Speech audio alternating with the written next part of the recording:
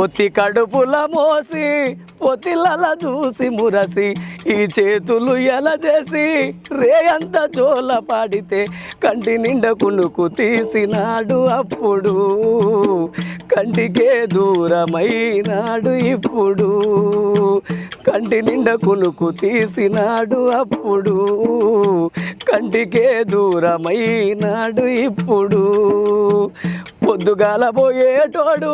పొద్దువాలి వచ్చేటోడు ఆకలితో గడప దాటి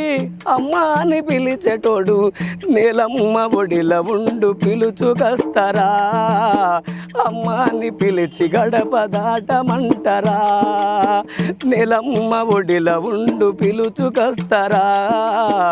అమ్మ అని పిలిచి గడప దాటమంటారా